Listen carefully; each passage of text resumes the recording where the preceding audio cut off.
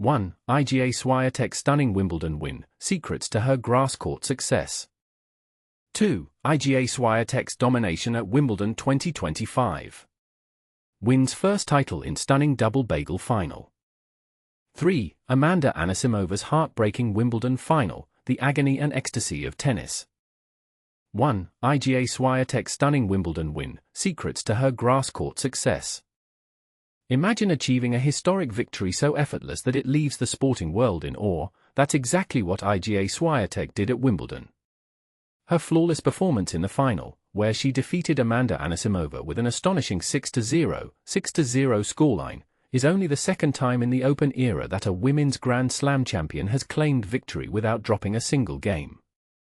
But here's where it gets controversial. Behind this seemingly invincible display lies a comprehensive effort to prepare mentally and physically for the challenge, demonstrating that victory often begins long before stepping onto the court. After her remarkable triumph, Swiatek's day quickly shifted from celebration to continuous effort. For nearly 3 hours, she fulfilled her media commitments with unwavering dedication. Her schedule included an energetic press conference conducted in both English and Polish, multiple television interviews across platforms such as ESPN, Tennis Channel, BBC Sport, Wimbledon TV, Prime Germany, Eurosport, WOW, Ziggo, and Tencent. She also participated in discussions with the Tennis Podcast and engaged in one-on-one roundtables with journalists from Britain and around the world. Following these commitments, Swiatek and her team made their way to the IMG house for a relaxed, tapas-style dinner with family and friends. As they reflected on the past few days, they shared stories, replayed memorable moments from Wimbledon, enjoyed music, and finally headed to bed, though Swiatek later admitted she might have only managed about 90 minutes of sleep, more of a quick nap, before waking early the next day to fulfill more media obligations. On Sunday, she recounted her feelings. "I just finished a photo shoot on center court. Now, I can enjoy it without any stress, just pure joy. It's easier to appreciate everything when you're not under pressure anymore." Wearing casual attire, white t-shirt and salmon shorts, she sat at a nail salon just off the players' lawn, receiving a pretty pink nail polish as she shared her thoughts. "Yesterday, I used the word surreal to describe the feeling. So, just 20 hours after winning, does it truly feel real yet?" She paused and then responded, "Yes, it does. The more time passes, the more I realize and appreciate what I've achieved.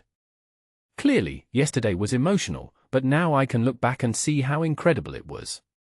Her coaches and strategists made specific adjustments to her game for grass courts, focusing heavily on her forehand and serve. Swiatek explained, "Our main focus was on the serve. Since I started working seriously on it earlier in our partnership, we saw good results, especially at the Australian Open. On grass, it was critical. We also worked on improving my movement, particularly avoiding the sliding that's common on other surfaces. Adapting to the more aggressive style required for grass was itself a challenge." Swiatek shared honestly, "I had to push myself to be more daring. I needed to make bold decisions and go for a more attacking game. In previous years, I relied heavily on my clay court style, spin, high bounces, top spin shots, but on grass, I realized that flat, direct shots and early aggression put more pressure on my opponents. I decided to trust my instincts and respond to the surface as it plays. And the results speak for themselves." Swiatek not only dominated the final but also concluded the tournament with a streak of 12 consecutive wins, including 3 matches where she didn't drop a single game, her bagels. When asked about her focus, she humbly said, "Honestly, I was just doing my job. I wasn't counting the score or thinking about the winning streak. My main goal was to stay engaged, focus on each point, and keep working hard, regardless of the score." Her rise is further highlighted by her remarkable record in Grand Slam finals. She is now one of only 3 women to win her first 6 major finals. She reflected on her mental state and qualities that led to this achievement. "My first final in 2020 at Roland Garros felt different. I was more of an underdog, playing freely without pressure. By 2022, I had gained confidence and was determined to show I could do it again. The US Open in 2022 was challenging, but I started strongly and built momentum. For yesterday's final, on a surface I never favored, I reminded myself to enjoy every moment and treat it like any other match. This mindset helped me stay relaxed and focused. Finally, she considered how this victory might influence her future ambitions and perceptions. Honestly, I don't know what's next yet.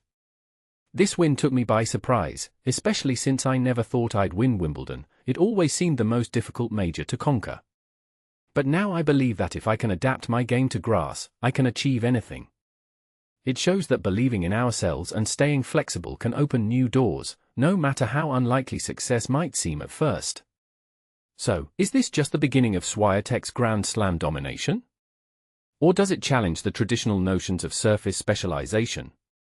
Share your thoughts. Do you agree that a versatile game might be the key to more major titles in the future? Or do you think surface are still harder to master than others? Let us know in the comments. 2. Iga Swiatek's domination at Wimbledon 2025. Wins first title in stunning double Bagel final. You'd think winning Wimbledon would bring pure elation, but Iga Swiatek's stunned disbelief after a near-flawless victory tells a deeper story about overcoming adversity. On a historic Saturday at center court, the Polish sensation crushed American challenger Amanda Anisimova 6-0, 6-0 in just 57 minutes to claim her maiden Wimbledon crown and 6th Grand Slam title. As Princess Kate presented the Venus rosewater dish, Swiatek shook her head in visible astonishment, a reaction revealing just how unexpected this triumph felt for the 24-year-old. Pretty surreal, admitted the 8th consecutive first-time Wimbledon women's champion. Who would have expected this? The significance? This wasn't just another trophy. Swiatek smashed through her grass court limitations to become the 8th woman ever, and only active player, to win majors on all 3 surfaces. But here's where it gets fascinating. This breakthrough followed years of Wimbledon frustrations where she'd never advanced beyond the quarterfinals. Just 2 weeks prior, she'd lost her lone other grass final at a German warm-up event. Her transformation? Jaw-dropping.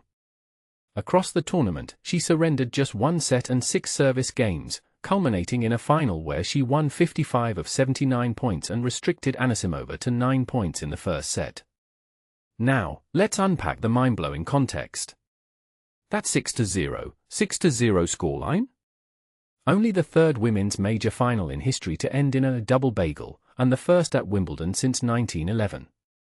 Swiatek also notched her 100th major match win in her 120th contest, the fastest pace since Serena Williams' 116-match milestone in 2004. With this win, she ties Monica Seles for the Open era's second-best start in major finals, 6-0, trailing only Roger Federer, 7-0.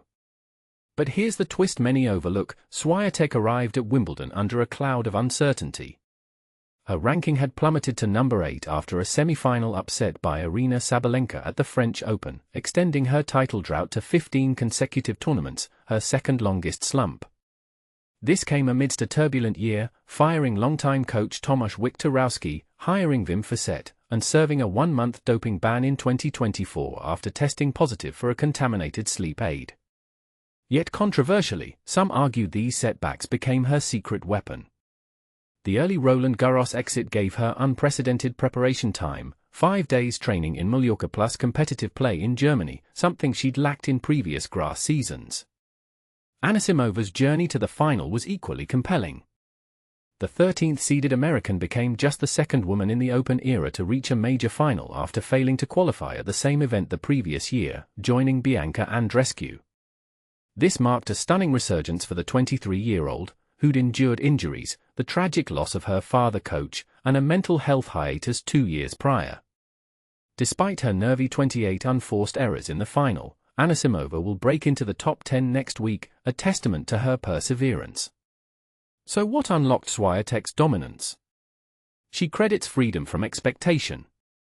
Finally, nobody told me to win everything, she revealed, noting how lower pressure let her focus on improvement rather than pure results. Even the grass-court struggle narrative helped, the expectations were lower. This mental shift allowed her to savor the moment. I just wanted to enjoy center court, who knows if I'll play this well on grass again.